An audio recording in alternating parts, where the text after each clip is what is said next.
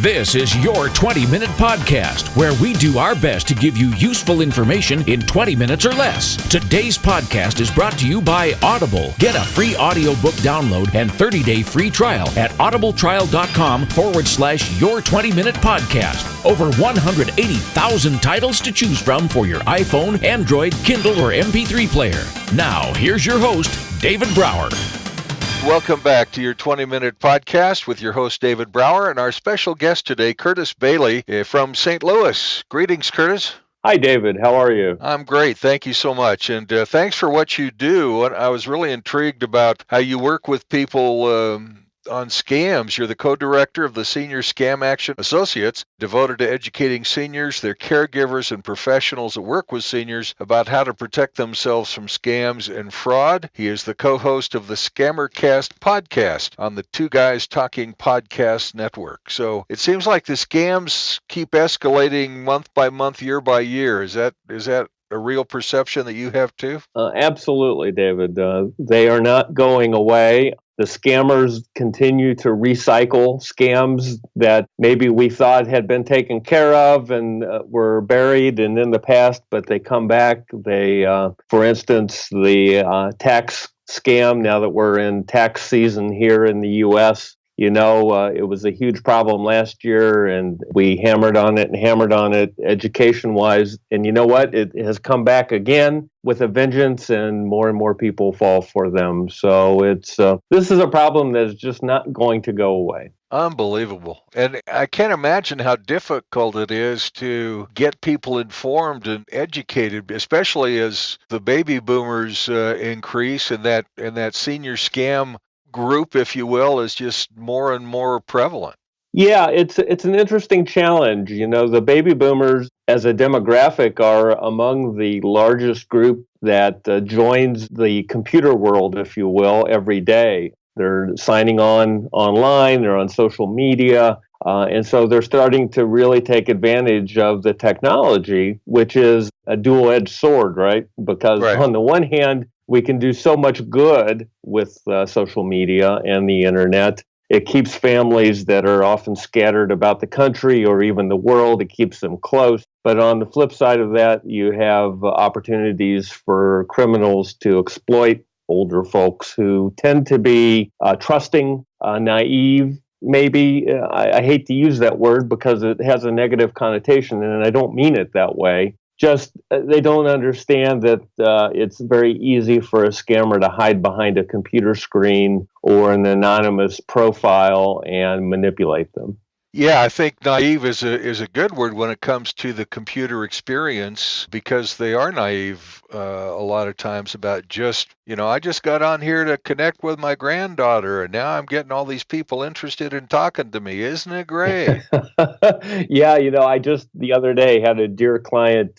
My base law practice is in the field of estate planning / elder law. So I work with individuals and families on creating estate plans, wills, and powers of attorney and things. And I had a dear client whose husband had passed away not too long ago, and I was updating her estate plan, and she was telling me that she had just joined Facebook. And she had an old high school friend reach out to her. And after, a couple minutes of instant message catching up, proceeds to tell her that, hey, I just won, $10,000, and all you have to do is go talk to this guy and get registered. I saw your name on the winners list. And, initially it tinkled a little bell, but she continued on, and she actually made contact with the second individual. And finally, when he was asking her for Social Security number for tax reasons and things, she cut off the contact. So those kinds of things just happen all the time. And unfortunately, it's so easy for our older adults in this country to fall victim to it. Boy, no question about it. And good for her to have the red flag come up and say, oh, I'm out of here. Exactly. And that's what we try to do. My partner, Art Maines, who is a licensed clinical social worker and wrote a book called Scammed: 3 Steps to Help Your Elder Parents and Yourself, based on his experiences helping his stepdad recover from a scam. We know we're not going to solve the problem, the two of us, but what we want to do is at least plant a seed in the older adult's mind, in their family members' minds, or in the professionals that work with older adults' minds that maybe we need to investigate a little further, or maybe we need to stop for a moment before we take action. And if we can accomplish that, then we've gone a long ways to defeating the scammer. Boy, absolutely right. Good for you. And more, I think, like AARP is an example. I think they've given more pages to scams in recent years than they ever used to. So finding publicity outlets, for lack of a better term, like that can reach a large number of boomers and seniors that's really important as well, huh? It is, and that's why I'm so grateful to come onto your show and other media outlets where I can help spread the word to the folks that need it. And oftentimes it's not directly to the older adult themselves, although my partner and I do a lot of presentations locally to groups of senior citizens or older adults. But oftentimes the people we're really trying to reach are the family members or the professionals, because they're the ones who are kind of uniquely positioned, if you will, to maybe see something. And they need to step up and ask the questions. And so that's why we're so grateful to be able to spread the word a little further and a little wider than just here in St. Louis. Boy, that makes a lot of sense. If you're sitting around the dinner table with your mom, dad, step parents, whatever, and maybe it's only once a month, but you hear a little red flag that comes up about, I was talking to this guy. Sure. And man, if they can pay attention to those kinds of things, that'll go a long way in helping folks, won't it? Very much so. And it's a delicate dance. Don't get me wrong. As I've delved into this subject, into this topic, I've found that it's much more related to emotions, believe it or not, than anything. I can give tips on what to look for and what to stay away from, in emails and instant message contacts and things like that. But when you boil it down, behind those things, it's all about emotions. And the scammers are absolutely masterful at manipulating emotions. And whether it's fear or whether it's the loneliness that so many of our older adults face. And those are the things, those emotional cues are really the things that we want the family members and the professionals to pick up on, because that's where it gets messy sometimes, if you will, is wading into those emotional issues. Boy, I remember back in the day, I used to train salespeople, and one of the things that we always taught everybody was 80% of every buying decision is based on emotion. So you never ask, what do you think of that? You always ask, how do you feel about that? Right, yeah. Right. Absolutely. And that's what these guys and gals, these fraud experts are really expert at, is appealing to those basic emotions, really. Yeah, very much so. There's some unique research that has been conducted at Stanford in their Center of Longevity. And what they found is that if a senior or older adult is agitated, and it can be agitated in a positive way, meaning they get excited about something, or in a negative way, they get very angry about something. Either way, they are susceptible to being manipulated, and that's really what the scammers hone in on, is getting their contact or their prey, if you will, the victim, agitated, whether it's a positive way or a negative way. And what the scammers do is they take their time in figuring out what the button is, and once they find that button, then they push on it repeatedly. Yeah, and if you're a senior alone, and more often than not, well, whether they admit it or not, they're craving conversation, and so those folks are able to appeal to that, aren't they? Oh, you bet. I mean, it's amazing how consistently we hear from people who have been victims or close to being victims. How nice, how charming these people are. Usually on the phone, asking them about family members, and so on and so forth. Yeah. And you're right, it absolutely is preying on that senior's loneliness, and they're master at it. We had a lady here in the St. Louis area that lost over $250,000 to scammers. I mean, it was all of her retirement funds. Art Main's stepdad, who fell victim to a phony sweepstakes scam, lost almost $70,000. And people stop, and it's easy for us to look at it and say, well, how in the world could anybody fall for that to that level and that extent? And all I say back is these folks are master manipulators. And once they set the hook, it's very easy to follow along. And before you know it, you have potentially lost your entire retirement savings. Well, and you don't know it till you're done, and it's sure easy for us on the outside to judge because we haven't walked in their shoes even remotely, That's very true. And one strong message we try to send is, look, victims are not stupid people. They are victims of criminals. They've been manipulated. They need help. Oftentimes, though, they're going to push back. They're going to deny it.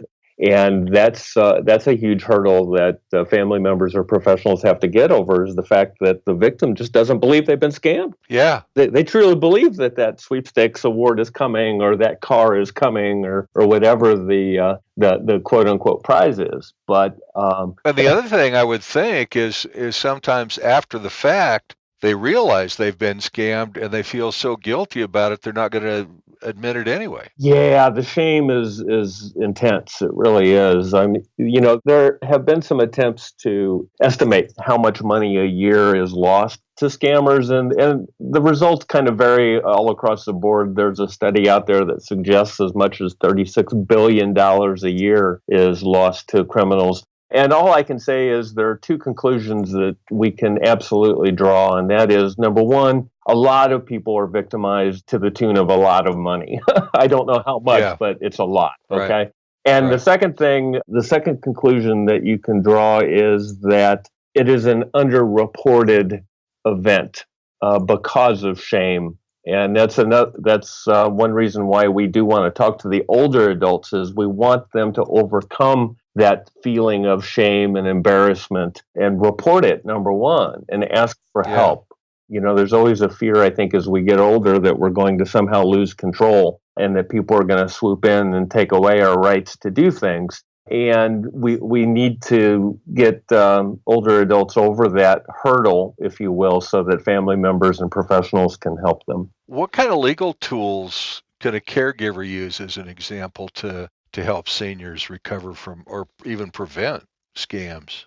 Well, first and foremost, I'm sure every state recognizes a document called a power of attorney.